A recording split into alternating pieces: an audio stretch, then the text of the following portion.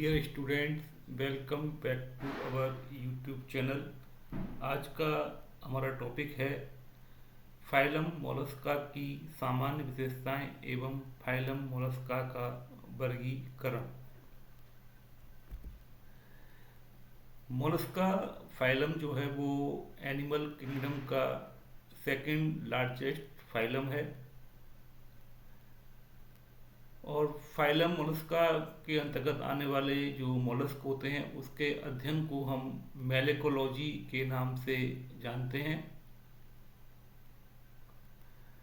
और मोलस्कन में जो सेल होती हैं, इनके चारों तरफ जो कवच होता है, उसके अध्ययन को हम कॉन्चोलॉजी कहते हैं। सर्वप्रथम जॉन्स्टन नामक एक वैज्ञानिक थे। उन्होंने 1650 ईस्वी में मोलस्का शब्द का प्रयोग किया था।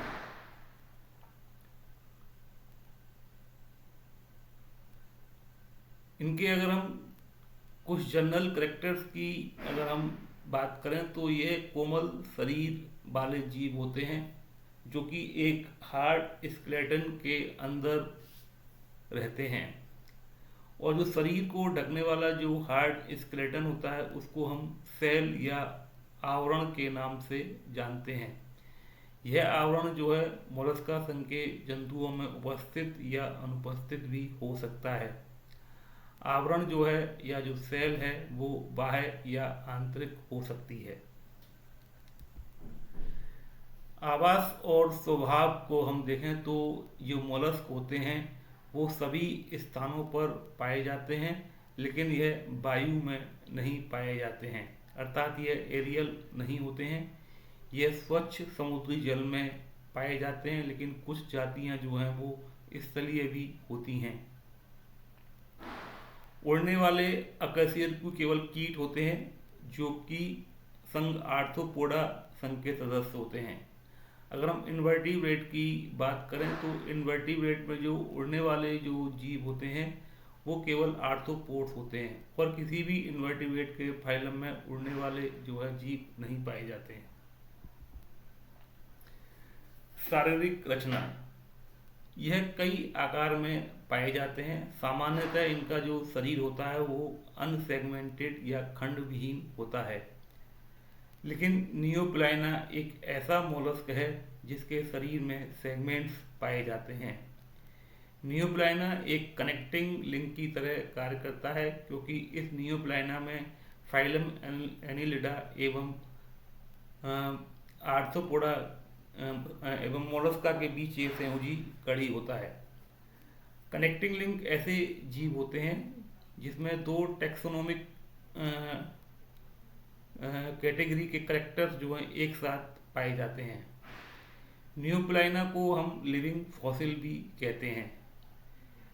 लिविंग फॉसिल क्या होते हैं, जिसको हम हिंदी में जीवित जीवाश्म कहते हैं। ऐसे जीव जो आज से लाखों वर्ष पहले इस पृथ्वी पर उत्पन्न होकर किसी प्रकार प्राकृतिक परिवर्तनों से अप्रभावित रहकर आज भी पृथ्वी पर पाए जाते हैं, जीवित जीवाश्म कहलाते हैं। अर्थात इस प्रकार के जीवों में किसी भी प्रकार का कोई भी परिवर्तन नहीं देखने को मिलता है।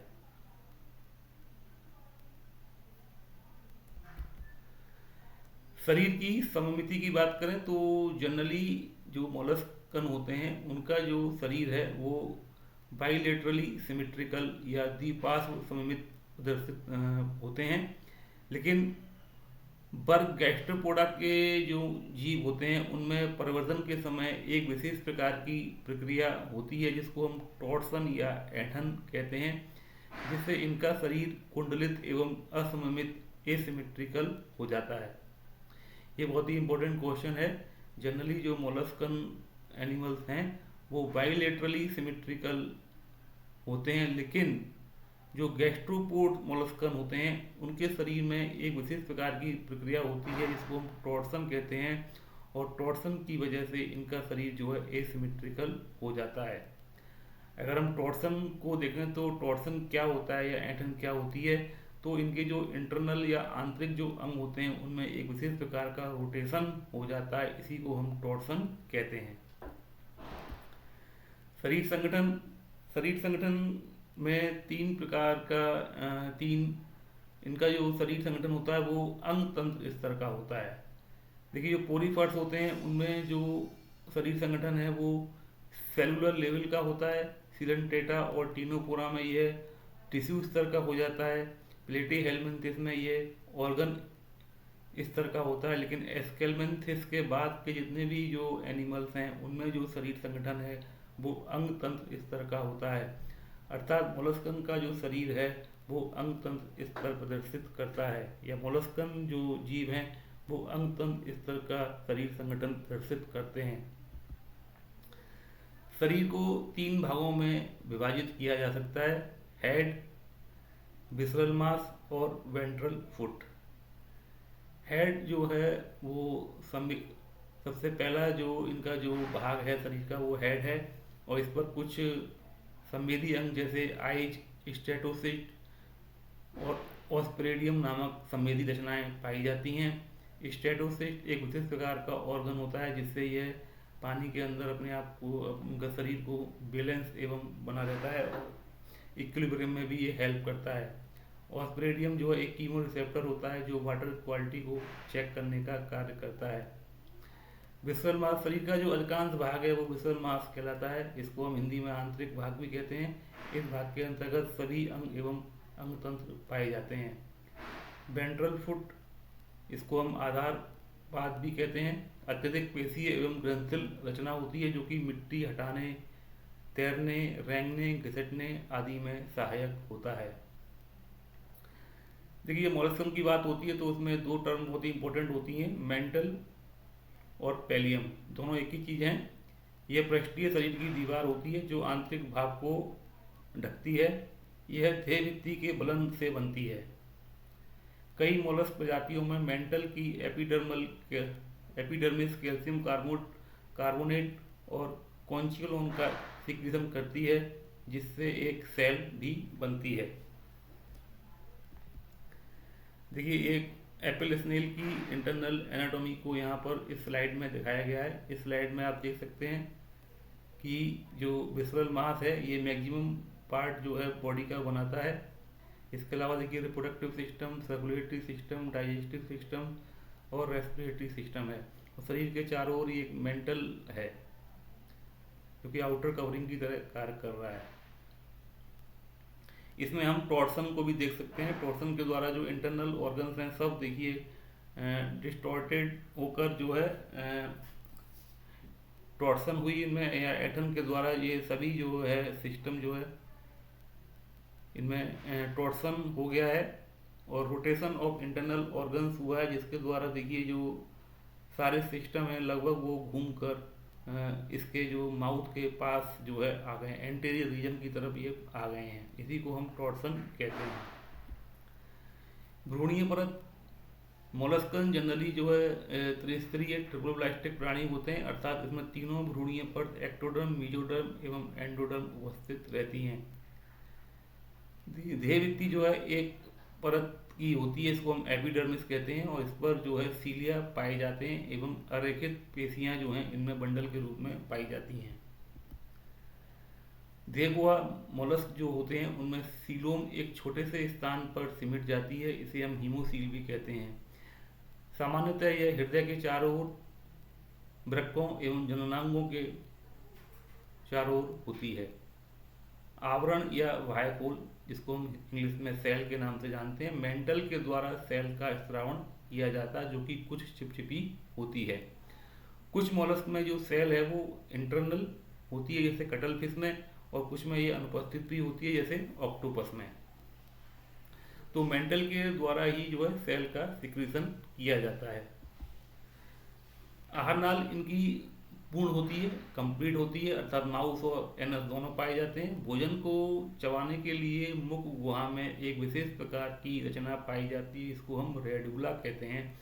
रेडुला में दांतों की कुछ पंक्तियां होती हैं। गुदाद्वार मेंटल से बाहर खुलता है। एक्सचेंज ऑफ गैसेस, रेस्पिरेशन इनमें गिल्स के द्वारा होता है जिन्हें हम टिनिडिया कहते हैं, और टिनिडिया जो है वो मेंटल कैविटी में पाए जाते हैं। बॉडी सरफेस के द्वारा भी इनमें शोषण होता है। मेंटल के द्वारा भी होता है और पल्मोनरी सैक के द्वारा भी इनमें रेस्पिरेशन पाया जाता है। सर्कुलेटरी सिस्टम, खुला रुधिर परिसंचरण तंत्र पाया जाता है।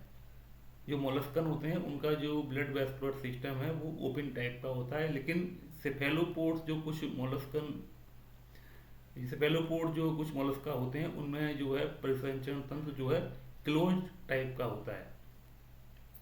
इनके रक्त में एक कॉपर युक्त नीले रंग का रेस्पिरेटरी पिगमेंट पाया जाता है, इसे हम हीमोसाइनिन कहते हैं। देखिए बहुत इंपॉर्टेंट पॉइंट है, मोलस्कन का जो ब्लड होता है वो नीले रंग का होता है और नीले रंग जो है वो एक कॉपर युक्त हीमोसाइनिन के कारण होता है। हार्ट जो है वो डोर्सल सरफेस पर स्थित होता है, जिसमें एक आलिंद एवं एक निलय होता है। वह कुछ धमनियाएं, सिराएं एवं रक्त कोटर भी पाए जाते हैं। उत्सर्जन तंत्र, उत्सर्जन एक या दो जोड़ी मेटानेफ्रिडिया के द्वारा होता है। उत्सर्जी पदार्थ अमोनिया होता है, अर्थात इन्हें अमोनोटैलिक जीव भी कहते हैं। इनके जो एक्सक्रीटरी ऑर्गन हैं वो ऑर्गन ऑफ बोजेनस या कैवर्स ऑर्गन कहलाते हैं। कुछ स्थल पर रहने वाले मोलस्क यूरिया भी उत्सर्जित करते हैं, अर्थात ये यूरियोटैलिक भी होते हैं। तंत्रिका तंत्र में 3 जोड़ी युग्मित गैंग्लिया होते हैं। पहला सेरिब्रल गैंग्लिया है, फिर विसरल गैंग्लिया, उसके बाद पीडल गैंग्लिया। गैंग्लिया आपस में कमिश्योर एवं कनेक्टिव के द्वारा जुड़े रहते हैं। जब एक जैसे गैंग्लिया को जोड़ने के लिए कमिश्योर का यूज किया जाता है, जबकि अलग अलग प्रकार के गैंग्लिया को जोड़ने के लिए कनेक्टिव का यूज किया जाता है। संवेदी अंग जो होते हैं इसमें वो आइज, स्टेटोसिस्ट एवं ऑस्क्रेडियम होते हैं। देखिए एक इंपॉर्टेंट पॉइंट है यहाँ पर, अकशेरुकी प्राणियों में ऑक्टोपस का मस्तिष्क सबसे अधिक विकसित होता है। प्रजनन तंत्र एक लिंगी प्राणी है, अर्थात नर और मादा अलग अलग होते हैं। जननांगों में नलिकाएं पाई जाती हैं, अलैंगिक प्रजनन जो है नहीं पाया जाता है। निषेचन की प्रक्रिया अर्थात स्पर्म और एग के मिलने का जो स्थान होता है या तो वो शरीर के अंदर होता है या बाहर होता है। डेवलपमेंट में दोनों प्रकार से डेवलपमेंट होता है, प्रत्यक्ष एवं अप्रत्यक्ष। अप्रत्यक्ष प्रवर्धन में ग्लोचिडियम एवं बेलीजर लार्वल अवस्थाएं पाई जाती हैं, जबकि प्रत्यक्ष परिवर्तन में किसी प्रकार का कोई भी लार्वा नहीं पाया जाता है। देखिए बहुत ही इंपॉर्टेंट स्लाइड है और काफ़ी क्वेश्चन इस स्लाइड से आते हैं। यहाँ पर कुछ मोलस्कन के नाम दिए हैं और उनके कॉमन नेम यहाँ पर दिए गए हैं। जैसे यूनियो है, यूनियो को हम फ्रेश वाटर मसल के नाम से जानते हैं। पाइला ग्लोबोसा जिसको हम एप्पल स्नेल कहते हैं और सबसे धीरे चलने वाला ये प्राणी होता है। माइटिलस इसको हम सी मसल के नाम से जानते हैं। लॉलीगो को हम कॉमनली स्क्विड कहते हैं। हेलिक्स को हम गार्डन स्नेल कहते हैं। पिंक टाडा वल्गैरिस जो है वो इंडियन पर्ल ऑयस्टर है, जो कि इस स्पीसीज की सहायता से मोती बनाने का कार्य किया जाता है। आर्कीट्यूथिस इसको हम जाइंट स्क्विड कहते हैं, ये लार्जेस्ट इनवर्टिब्रेट है। सीपिया इसको हम कटल फिश के नाम से जानते हैं। यहाँ फिश नाम लिखा हुआ है लेकिन ये ट्रू फिश नहीं होती हैं। डेंटालियम इसको हम एलिफेंट टस्क सेल कहते हैं। एप्लाइसिया इसको हम सी हेयर के नाम से जानते हैं। काइटोन पटेला को हम लिम्पेट कहते हैं। सिप्रिया को हम काउरी के नाम से जानते हैं। प्राचीन समय में इसका यूज जो है कौड़ी के रूप में किया जाता था। डोरिस को हम सी लेमन कहते हैं। लिमनिया इसको हम पॉन्ड स्नेल। टेरिडो को हम सिप बर्म कहते हैं। ऑक्टोपस को हम डेविल फिश के नाम से जानते हैं। ये कुछ बहुत ही इंपॉर्टेंट एग्जाम्पल हैं फाइलम मोलस्का संघ में आने वाले जंतुओं के। अब हम बात करेंगे फाइलम मोलस्का के वर्गीकरण की। यह एक आउटलाइन क्लासिफिकेशन है फाइलम मोलस्का का। अलग अलग किताबों में अलग अलग साइंटिस्ट के द्वारा इसका क्लासिफिकेशन जो है कुछ डिफरेंट टाइप का हो सकता है, लेकिन जनरली सभी क्लासिफिकेशन जो सही हैं। इस क्लासिफिकेशन के अनुसार फाइलम मोलस्का को 6 वर्गों में डिवाइड किया गया है। मोनोब्लैकोफोरा, एम्फीन्यूरा, स्कैफोपोडा, गैस्ट्रोपोडा, बाइवल्विया और सेफेलोपोडा। ये एक आउटलाइन क्लासिफिकेशन है फाइलम मोलस्का का। इसके बाद हम नेक्स्ट स्लाइड में सारे वर्गों को और उनमें आने वाले जो उपवर्ग या गण हैं उनको हम स्टडी करेंगे। पहला जो वर्ग है वो मोनोप्लेकोफोरा है। मोनोप्लेकोफोरा में आने वाले जो मोलस्कन होते हैं उनका शरीर जो है बाइलेटरली सिमेट्रिकल होता है, सेगमेंटेड होता है और इनमें जो है मेंटल कैविटी पाई जाती है। कवच में केवल एक कपाट होता है। सिर पर संवेदी अंगों का अभाव होता है, अर्थात जो है टेंटिकल्स या आइज वगैरह नहीं पाई जाती हैं। 5 जोड़ी गिल्स होती हैं। नेफ्रीडिया की संख्या 6 जोड़ी होती है। हृदय में 2 जोड़ी आलिंद एवं एक निलय होता है। रेडुला कोष में रेडुला उपस्थित होता है। और जो इसका जो एग्जाम्पल है वो नियोप्लाइना गैलेटी है, जो कि एक कनेक्टिंग लिंक की तरह भी कार्य करता है। दूसरा जो हमारा क्लास है वो एम्फीन्यूरा है। इनका शरीर बहुत बड़ा होता है, रेडुला पाया जाता है। कवच में 8 प्लेट्स होती हैं। इनका जो फुट होता है वो आधारीय एवं पेशीय होता है। निषेचन बाह्य होता है और ट्रोकोफोर लार्वा इनमें पाया जाता है। इस एम्फीन्यूरा वर्ग को 2 उपवर्गों में बांटा गया है। पहला जो उपवर्ग है वो एप्लेकोफोरा है। सिर, मेंटल कैविटी जिसको हम प्रवार के नाम से जानते हैं, फुट, कोल यानी सेल एवं वृक्कक का अभाव होता है। कवच एवं पाद का अभाव भी होता है। शरीर कृमि के समान होता है जिस पर कंटिकाएं पाई जाती हैं। बाइलेटरल सिमेट्री होती है। रेडुला जो है सरल प्रकार का होता है। द्विलिंगी या एकलिंगी जीव होते हैं। एग्जाम्पल इनके नियोमेनिया और लेपिडोमेनिया हैं और कीटोडर्मा भी इसी का एग्जाम्पल है एप्लेकोफोरा का। दूसरा जो उपवर्ग है वो पॉलीप्लेकोफोरा है। शरीर जो है पृष्ठ अधर तल से चपटा होता है। डोर्सो वेंट्रली फ्लैटेंड होता है। सिर पर नेत्रों एवं स्पर्शकों का अभाव होता है। रेडुला, प्रवार, फुट एवं बाह्य गिल जो है एक्सटर्नल गिल जो है उपस्थित होते हैं। कवच में 8 प्लेट्स होती हैं। इसका इम्पोर्टेंट पॉइंट है, इनका जो सेल होती है उसमें 8 प्लेट्स पाई जाती हैं और इसके जो एग्जाम्पल हैं वो कीटोप्लूरा और काइटोन है। तीसरा जो वर्ग है वो स्कैफोपोडा है। शरीर इनका एक नाली के आकार के कवच में बंद होता है जो कि दोनों सिरों पर खुला रहता है। इनके जो फुट होते हैं वो शंकु के आकार के होते हैं। सिर, आंखें, स्पर्शक एवं टिनिडिया का अभाव होता है। बाइलेटरल सिमेट्री पाई जाती है। मेराइन होते हैं। हाथी दांत के समान ये दिखाई देते हैं। इनका एग्जाम्पल जो है डेंटालियम है और पल्सिलम है। बहुत ही इंपॉर्टेंट क्लास है गैस्ट्रोपोडा। इस वर्ग में आने वाले जो मोलस्कन होते हैं वो उनको हम जनरली स्नेल व स्लेक्स के नाम से जानते हैं। यह समुद्र में रहते हैं और स्वच्छ जल में भी पाए जाते हैं और जमीन पर भी रहते हैं। कुछ परजीवी भी होते हैं। शरीर अनसेगमेंटेड होता है और उनकी जो सिमेट्री होती है वो एसिमेट्री होती है, असममित प्रकार के होते हैं। परिवर्तन के दौरान विसरल मास में ऐंठन या टॉर्सन आ जाती है। ये बहुत ही इंपॉर्टेंट पॉइंट है कि गैस्ट्रोपोड जो होते हैं उनमें जो है टॉर्सन वाला जो प्रक्रिया है वो पाई जाती है। सिर सुविकसित होता है। आंखें और स्पर्शक उपस्थित होते हैं। रेडुला उपस्थित होता है। फुट चपटा एवं बड़ा होता है। कवच उपस्थित है या अनुपस्थित भी हो सकता है। एक कपाट का बना होता है और इनमें जो परिसंचरण तंत्र है वो खुले प्रकार का होता है। डेवलपमेंट के दौरान बेलीजर एवं ट्रोकोपोल लार्वल अवस्थाएं पाई जाती हैं।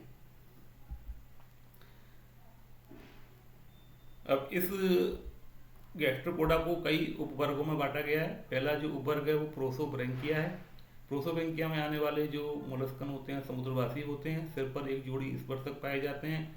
ऐंठन के कारण ब्रेसल नर्व कमीश्योर एक 8 जैसी रचना जो गणित का जो एक संख्या है 8 उस जैसा दिखाई देता है। टिनिडिया अगर उपस्थित हैं तो हृदय के आगे की ओर होते हैं। कवच एवं फुट के ऊपर लगे एक प्रवार द्वारा बंद रहता है। एक लिंगी जीव हैं। परिवर्तन में बेलीजर एवं ट्रोकोफोर लार्वल अवस्थाएं पाई जाती हैं। इस उपवर्ग को कई गणों में बांटा गया है। इसका पहला जो गण है वो मीजोगैस्ट्रोपोडा है। इस प्रकार के मोलस्क में एक ऑरिकिल, नेफिडियम, ऑस्प्रिडियम, पाया जाता है, क्योंकि इनका जो बायां भाग है वो उसमें अपक्षय हो जाता है, वो डिजेनरेट हो जाता है। टिनिडियम कंघी के आकार के मोनोपेक्टिनेट होते हैं जो कि मेंटल की पूरी लंबाई के साथ जुड़े हुए रहते हैं। निषेचन आंतरिक होता है, बेलीजल लार्वा उपस्थित होता है, अधिकांश समुद्रवासी होते हैं। इसका जो एग्जाम्पल है वो पायला है, जिसको हम एपिल स्नेल के नाम से जानते हैं, और सिप्रिया भी इसी में आता है। दूसरा जो इसका गण है वो आर्कियोगैस्ट्रोपोडा है। इनमें पाए जाने वाले घोंगे जो हैं वो आदि घोंगे या प्रिमिटिव स्नेल कहलाते हैं। इनमें अपूर्ण अपक्षय होने की वजह से द्विपार्श्व सममिति दिखाई देती है। 2 ऑरिकिल, 2 नेप्रिडिया एवं 2 टिनिडिया पाए जाते हैं। टिनिडिया बाइपेक्टिनेट होते हैं। ऑस्प्रिडियम अल्प विकसित होता है। तंत्र का तंत्र सघन नहीं होता है। जनन पदार्थ दाहिनी वृक्क द्वारा बाहर निकलते हैं, और इसका जो एग्जाम्पल है वो फिशुरेला है। तीसरा जो गण है वो नियोगैस्ट्रोपोडा है। मांसाहारी होते हैं। ऑस्प्रिडियम इनका बड़ा होता है, कवच छोटा होता है, तंत्र का तंत्र सघन होता है। गिल, ऑरिकिल और नेप्रिडियम की संख्या 1 होती है। मुक्त प्लावी संपीड़ित बेलीजर लार्वा उपस्थित होता है। इनमें जो बेलीजर लार्वा है वो फ्री फ्लोइंग होता है और कंप्रेस्ड होता है। इसके एग्जाम्पल हैं टेरिब्रा और ओलाइवा। दूसरा जो उपवर्ग है वो है अपिस्तोब्रैंकिया। बेसल नर्व कमिश्योर का आकार 8 जैसा दिखाई नहीं देता है, ये इंपॉर्टेंट पॉइंट है। कवच छोटा होता है। गिल हृदय के पीछे की ओर स्थित होते हैं। आलिंद, वृक्क एवं जनन ग्रंथि की संख्या 1 होती है। एक लिंगी जीव होते हैं। टिनिडिया द्वितीय कल्पनों के द्वारा परिवर्तित हो जाते हैं और बेलीजल लार्वा पाया जाता है। अब अपिस्तोब्रैंकिया जो उपवर्ग है इसमें बहुत सारे जो ऑर्डर इंक्लूड किए गए हैं। पहला जो ऑर्डर है वो सिफेलास्पीडिया है। कवच अत्यधिक विकसित होता है, बिल बनाने में सक्षम होते हैं। लेटरल पैरापोडियल पालियां स्पष्ट होती हैं। एग्जाम्पल इसका एसिटन और बुला है। दूसरा ऑर्डर जो है इसमें वो एनिस्पीडिया है। सरकने एवं तैरने वाले मोलस्क होते हैं। सिर पर एक जोड़ी राइनोफोर्स पाए जाते हैं। लेटरल पैरापोडियल पालियां जो है सुविकसित होती हैं। इसका एग्जाम्पल जो है एप्लाइसिया है, जिसको हम सी हेयर के नाम से जानते हैं। तीसरा जो ऑर्डर है वो टेरापोडा है। कवच उपस्थित या अनुपस्थित हो सकता है। तैरने के लिए पक उपस्थित होते हैं। प्रवार गुहिका विकसित होती है। पैरापोडियल फिन विकसित होते हैं। इसके जो एग्जाम्पल हैं वो कैबोलाइना और क्लियोन है। चौथा जो ऑर्डर है वो न्यूडोब्रैंकिया है। कवच, प्रवार गुहिका, गिल, ऑस्प्रेडियम अनुपस्थित होते हैं। गुदा द्वार के चारों ओर सेकेंडरी गिल्स जो है उपस्थित होते हैं। इसके जो एग्जाम्पल हैं वो डोरिस और ट्राइटोनिया है। पांचवा जो ऑर्डर है वो नोटेस्पीडिया है। प्रवार उपस्थित होती है लेकिन प्रवार उपस्थित है लेकिन प्रवार गुहिका अनुपस्थित होती है। कवच बाह्य या आंतरिक प्रकार का होता है। उदाहरण इसका जो है प्लूरोब्रैंकस है। अगला जो ऑर्डर है वो एपोक्लिडेसिया है। आकार में जो है सूक्ष्म से मध्यम प्रकार के मोलस्क होते हैं। अंतरंग पुंज या बेसल मास जो है वो पाद से पृथक रहता है, फुट से अलग रहता है। उदाहरण इसका एपोचिडियम या यूनेला है। अगला जो ऑर्डर है वो सैकोग्लोसा है। शाकाहारी होते हैं। रेडुला रूपांतरित हो जाता है और इनकी जो ग्रसनी होती है वो में चूसक पाए जाते हैं। कवच उपस्थित या अनुपस्थित हो सकता है। शुक्रवाहिनी इनमें बंद होती है। उदाहरण इसका ऑक्जिनोय है। अगला जो ऑर्डर है वो पिरामिडलेसिया है। कवच सर्पिल रूप से कुंडलित होता है। गिल और रेडुला अनुपस्थित होते हैं। अर्ध परोपजीवी प्रकार के मोलस्कन है। उदाहरण इसका पायरेमिडेला है। अगला जो ऑर्डर है वो फ्लेनोग्लोसेसिया है। फ्लेनोग्लोसेसिया छोटे एवं नग्न घोंगे होते हैं। गिल एवं बांगों का अभाव होता है। अंतरंग पुंज या बेसल मास जो पास से एक खांच द्वारा पृथक रहता है। इसके जो एग्जाम्पल हैं वो फ्लेनोग्लोसा है। पांचवी जो वर्ग है फाइलम मोलस्का का वो बाइबल्बिया है, इसको हम पेलिसीपोडा के नाम से भी जानते हैं। शरीर द्विकपाटी कवच में बंद रहता है, लेटरली कंप्रेस्ड होता है। सिर स्पर्शक रेडुला, नेत्रों और जबड़ों का इनमें अभाव होता है। फिल्टर फीडर होते हैं, मोस्टली मेराइन होते हैं। पाद जो होता है इनका या फुट जो है वो बैच शेप्ड होता है। रेस्पिरेशन गलपड़ों के द्वारा होता है। वृक्क जो है या नेफ्रीडिया जो है वो युग्मित नेफ्रीडियो जो है युग्मित होते हैं। यूनिसेक्सुअल एनिमल हैं। डेवलपमेंट के दौरान ट्रोकोफोर, बेलीजर और ग्लोचिडियम लार्वल अवस्थाएं पाई जाती हैं। इस वर्ग को उपवर्गों में बांटा गया है। पहला जो उपवर्ग है वो प्रोटोब्रेंकिया है। गिल तंतु जो है फोल्डेड नहीं होते हैं। आमाशय में सूप को उपस्थित होता है। फुट जो है वो डोर्सो वेंट्रली फ्लैटेंड होता है। इसका जो एग्जाम्पल है वो न्यूक्ला है। दूसरा जो उपवर्ग है इस वर्ग का वो है फिलीब्रेंकिया। गिल तंतु रिफ्लेक्स्ड होते हैं या प्रतिबलित होते हैं। आमाशय में काइटिनी जठर ढाल विकसित होता है। उदाहरण इसका लिम्निया और प्लेन ऑर्बिस हैं। तीसरा जो उपवर्ग है वो यूलेमिली ब्रेंकिया है। गिल भोजन एकत्रित करने का कार्य करते हैं। गिल तंतु प्रतिबलित होते हैं। सूप कोश छोटा होता है। एग्जाम्पल इसके टेरिडो, यूनियो, एनोडोंटा और लेमलिडेंस हैं। अगला जो उपवर्ग है वो सेप्टी ब्रेंकिया है। गिल्स इनमें अनुपस्थित होते हैं। आमाशय काइटिन द्वारा आश्रित होता है। इनके जो एग्जाम्पल हैं वो पोरोमिया और कस्पीडेरिया है। लास्ट जो वर्ग है वो सिफेलोपोडा है। सिर इनका बहुत ही विकसित होता है और इस पर नेत्र पाए जाते हैं।